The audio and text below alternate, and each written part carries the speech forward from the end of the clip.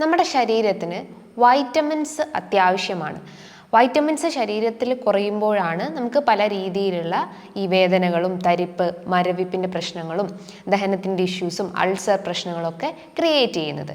അപ്പം നമുക്ക് ഇന്നത്തെ വീഡിയോയിലൂടെ മെയിൻ വൈറ്റമിൻ ആയിട്ടുള്ള വൈറ്റമിൻ B12 ശരീരത്തിൽ കുറയുമ്പം എന്തൊക്കെയാണ് ശരീരം കാണിക്കുന്ന ലക്ഷണങ്ങളെന്ന് നോക്കാം. ഹായ്, ഞാൻ ഡോക്ടർ ജൂഹി ദാസ്, ക്യുൻബി ഹെൽത്ത് കെയറിലെ ഹോമിയോപ്പതിക് ഫിസിഷ്യനാണ്. നമ്മുടെ ശരീരത്തിൽ വൈറ്റമിൻസ് എന്ന് പറയുമ്പം രണ്ട് രീതിയിലാണ് കാണപ്പെടുന്നത്. ഫാറ്റ് സോല്യുബിൾ വൈറ്റമിൻസും ഉണ്ട്, വാട്ടർ സോല്യുബിൾ വൈറ്റമിൻസും ഉണ്ട്. ഫാറ്റ് സോല്യുബിൾ എന്ന് പറയുമ്പം കൊഴുപ്പിൽ അലിയുന്ന വൈറ്റമിൻസ് ആണ് fat soluble, especially vitamin A, vitamin D, vitamin E, vitamin K. Water soluble എന്ന് പറയുമ്പം വെള്ളത്തിൽ അലിയുന്ന വൈറ്റമിൻസ് ആണ് വാട്ടർ സോല്യുബിൾ, എസ്പെഷ്യലി വൈറ്റമിൻ ബിയും വൈറ്റമിൻ സിയും ആണ്. അപ്പോൾ വൈറ്റമിൻ B12 എന്ന് പറയുമ്പം അതൊരു വാട്ടർ സോല്യുബിൾ വൈറ്റമിൻസ് അല്ലെങ്കിൽ വെള്ളത്തിൽ അലിയുന്ന വൈറ്റമിൻസ് ആണ്.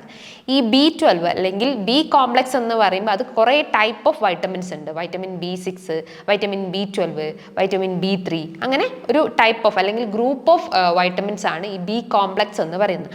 അതിൽ മെയിൻ ആയിട്ടുള്ള ഒന്നാണ് വൈറ്റമിൻ B12 എന്ന് പറയുന്നത്.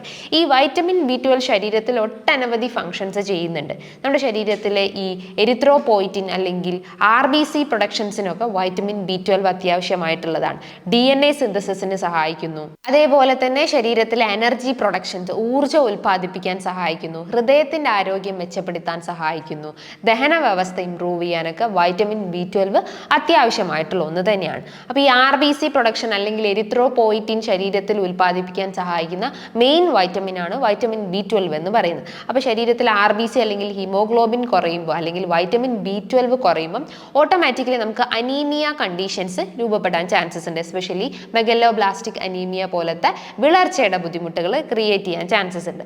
അതേപോലെ തന്നെ വൈറ്റമിൻ B12 കുറയുമ്പോഴാണ് നമുക്ക് ഹൃദയത്തിൻ്റെ മിടിപ്പ് കൂടുക, ഹൃദയത്തിൻ്റെ പമ്പിങ് കപ്പാസിറ്റി കുറയുക, അങ്ങനത്തെ ഹാർട്ട് റിലേറ്റഡ് കംപ്ലയിൻസ് ക്രിയേറ്റ് ചെയ്യാൻ ചാൻസസ് ഉണ്ട്. അതേപോലെ തന്നെ ശരീരത്തിലെ ബ്രെയിൻ ഫങ്ഷനിങ്ങിന് ഏറ്റവും കൂടുതൽ സഹായിക്കുന്ന ഒരു വൈറ്റമിൻ ആണ് വൈറ്റമിൻ B12 എന്ന് പറയുന്നത്.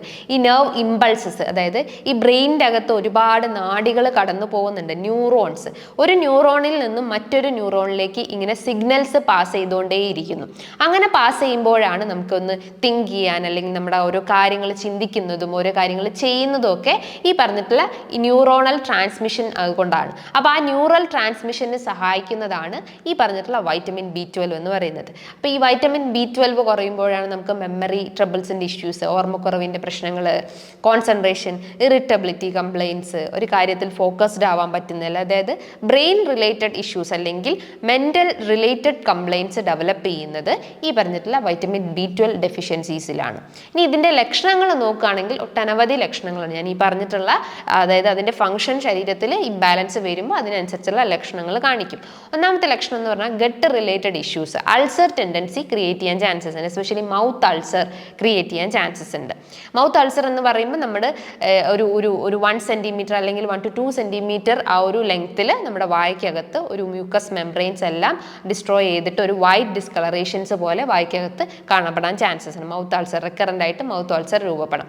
അതേപോലെ തന്നെ ഗട്ട് ഇഷ്യൂസ് എന്ന് പറയുമ്പോൾ കോൺസ്റ്റിപ്പേഷൻ, ബ്ലോട്ടിംഗ് ടെൻഡൻസി, വയർ വീർക്കുക, ഗ്യാസ് ട്രബിൾ കംപ്ലയിൻസും അസോസിയേറ്റ് ചെയ്ത് വരാൻ ചാൻസസ് ഉണ്ട്. അൾസർ ടെൻഡൻസി വായ്ക്കകത്തുണ്ടെങ്കിൽ നമ്മുടെ ഗട്ടിൽ ഇംബാലൻസ് ആണ് അല്ലെങ്കിൽ ഗട്ടിൽ ബാക്ടീരിയാസിൻ്റെ ഇംബാലൻസ് ആണെന്ന് മനസ്സിലാക്കാവുന്നതാണ്. അതേപോലെ ഞാൻ പറഞ്ഞു ഈ വൈറ്റമിൻ B12 കുറയുമ്പോൾ നമുക്ക് അനീമിയയുടെ പ്രശ്നങ്ങൾ ഉണ്ടാവുന്നു. കാരണം ഇത് RBC റെഡ് ബ്ലഡ് സെൽസിനെ ഉൽപ്പാദിപ്പിക്കാൻ സഹായിക്കുന്നു എന്ന് ഞാൻ പറഞ്ഞിട്ടുണ്ട്. അപ്പം ഈ അനീമിയ കണ്ടീഷൻസ്, മെഗാലോബ്ലാസ്റ്റിക് അനീമിയ, അതേപോലെ തന്നെ വീക്ക്നെസ്സിൻ്റെ പ്രശ്നങ്ങൾ, ഹെയർ ഫാൾ ഇഷ്യൂസ്, അതേപോലെ നമ്മുടെ കൈകളൊക്കെ നോക്കുമ്പോൾ അല്ലെങ്കിൽ നഖങ്ങളൊക്കെ നോക്കുമ്പോൾ വളരെ വിളറിയിരിക്കുന്ന അല്ലെങ്കിൽ പേലർ ഭയങ്കരമായിട്ട് കാണപ്പെടുന്നു, ഭയങ്കര ഒരു ഉന്മേഷമില്ലാത്തൊരവസ്ഥ, എപ്പോഴും ഒരു ടയർഡ്നെസ്, ഫെറ്റീക്കിൻ്റെ ഇഷ്യൂസൊക്കെ ഈ ഒരു അനീമിയ കണ്ടീഷൻസ് ഉള്ള ആളുകൾക്ക് ഉണ്ടാവാൻ ചാൻസസ് ഉണ്ട്.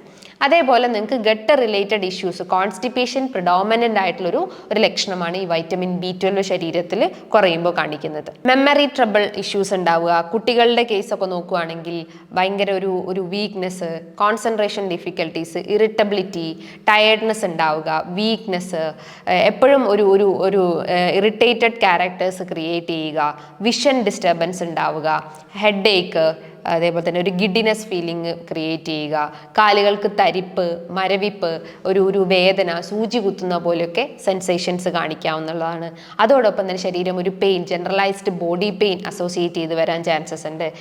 ഗട്ട് റിലേറ്റഡ് ഇഷ്യൂസ് ഉണ്ടാവാൻ ചാൻസസ് ഉണ്ട്. ചില ആളുകൾക്ക് ഡയറി അല്ലെങ്കിൽ വയറിളകി പോകുന്ന പ്രശ്നങ്ങൾ, നാഡീ ഞരമ്പുകൾക്ക് ഒരു വീക്ക്നെസ് ഉണ്ടാവാതിരിക്കുക, എപ്പോഴും ഒരു മരവിപ്പ്, തരിപ്പിൻ്റെ പ്രശ്നങ്ങളൊക്കെ കൈകാലുകൾക്കും ശരീരം മുഴുവനായിട്ടൊക്കെ ഉണ്ടാവാനുള്ളൊരു ചാൻസസ് ഉണ്ട്. അപ്പോൾ ഇതൊക്കെയാണ് മെയിനായിട്ടും ശരീരത്തിൽ വൈറ്റമിൻ B12 കുറയുമ്പം ശരീരം തന്നെ നമുക്ക് കാണിക്കുന്ന കുറച്ച് ലക്ഷണങ്ങൾ എന്ന് പറയുന്നത്. അപ്പോൾ ഇങ്ങനത്തെ ഈ തരിപ്പ്, മരവിപ്പൊക്കെ കാണിക്കും, നിങ്ങൾ ഉടനെ തന്നെ ഒരു വൈറ്റമിൻ ഡിയും വൈറ്റമിൻ B12 ജസ്റ്റ് ഒന്ന് ചെക്ക് ചെയ്യേണ്ടതാണ്. ഇനി ശരീരത്തിന് എത്ര അളവിൽ നമ്മുടെ ശരീരത്തിൽ ഈ വൈറ്റമിൻ B12 വേണം, അല്ലെങ്കിൽ അതിൻ്റെ ഒരു നോർമൽ വാല്യൂസ് നമുക്കൊന്ന് നോക്കാം. നോർമലി 300 പൈക്കോഗ്രാം പെർ ഡെസിലിറ്റർ ആണ് നോർമലി നമ്മുടെ ശരീരത്തിൽ ആവശ്യമായിട്ടുള്ള ഒരു വൈറ്റമിൻ B12 എന്ന് പറയുന്നത്.